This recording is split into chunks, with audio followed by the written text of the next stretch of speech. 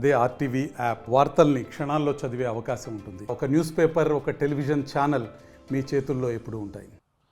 నర్సాపురంలో పెద్ద ఎత్తున అక్రమ మద్యాన్ని ఎక్సైజ్ సిబ్బంది స్వాధీనం చేసుకున్నారు. నర్సాపురానికి చెందిన మున్సిపల్ కౌన్సిలర్ సంబంధించి బర్రె జయరాజ్ ఎవరైతే ఉన్నారో మున్సిపల్ చైర్పర్సన్ బర్రె వెంకటరమణ భర్తకు సంబంధించి ఆక్వా చెరువుల వద్ద పెద్ద ఎత్తున అంటే 35 కేసులకు సంబంధించి 4,700 మద్యం బాటిల్ని అయితే ఎక్సైజ్ సిబ్బంది స్వాధీనం చేసుకున్నారు. అయితే దీనికి సంబంధించి ఇది గతంలో సార్వత్రిక ఎన్నికలకు సంబంధించి వచ్చిన మద్యంగా భావిస్తున్నారు పోలీసులు. అయితే ఇప్పటికి కూడా మద్యాన్ని అక్కడ చెరువుల వద్ద అయితే స్టోర్ చేశారు. అయితే దీనికి సంబంధించి ఇప్పుడు ఎమ్మెల్సీ ఎన్నికలకు సంబంధించి కోడ్ నడుస్తున్న నేపథ్యంలో ఆ మద్యాన్ని ఇప్పుడు అక్రమంగా అమ్మేందుకు దీన్ని నిల్వ ఉంచారా, లేకపోతే ఇతరత్ర కారణాల వల్ల ఏమైనా దాన్ని నిల్వ ఉంచారా అనే దానిపై పోలీసులు అయితే విచారణ చేపట్టారు. అంతేకాకుండా దీనికి సంబంధించి సందట్లో సడేమి అన్నట్టు ఒకవేళ ఇప్పుడు ప్రస్తుతం కోడ్ ఉంది కాబట్టి ఎక్కడా కూడా మద్యం షాపులు లేవు కాబట్టి దీన్ని ఇక్కడి నుంచి ఈ మద్యాన్ని అమ్ముతున్నారా అనే దానిపై కూడా పోలీసులు అయితే దీనిపై విచారణ చేస్తున్న పరిస్థితి. పెద్ద ఎత్తున మద్యం బాటిళ్ళు తీరం వద్ద ఇక్కడ కనిపించడంతో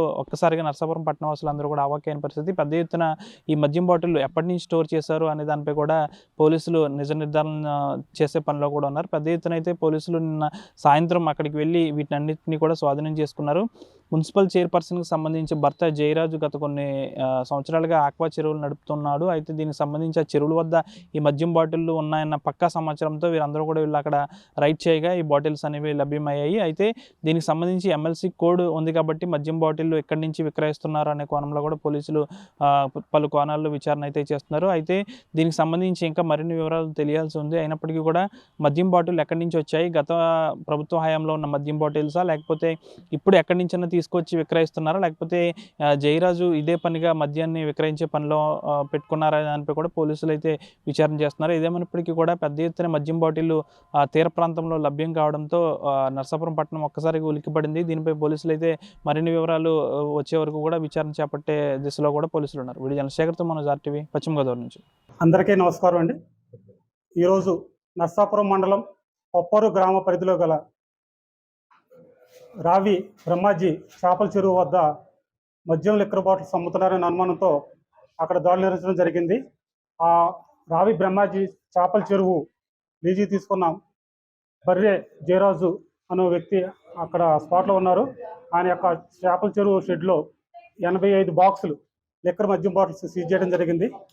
అతనితో పాటు ఇంకో 3 అనుమతుల్ని అదుపులో తీసుకున్నాము.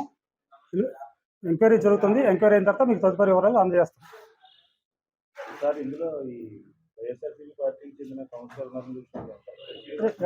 పార్టీ తెలియదు కానీ బర్రె జయరాజ్ అన్న అతనితో పాటు ఇంకో 3 అదుపులో తీసుకున్నాము. స్టేషన్లో ఎంక్వైరీ జరుగుతుంది. ఎంక్వైరీ అయిన తర్వాత మీకు అన్ని వివరాలు తెలియపరుస్తాం.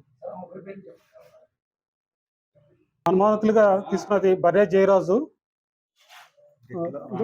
దిట్ల రామకృష్ణ, గొల్లమందుల రాజాబాబు, కత్తిమండ జయబాబు, 4 అదుపులో తీసుకున్నాము. ఎంక్వైరీ జరుగుతుంది. అన్ని ఒకటే బ్రాండ్ అండి. Royal Grande malt whisky, Goa అని ప్రింటెడ్ ఉంది. దాని మీద ఎంక్వైరీ జరుగుతుంది. గోవా ఉంది.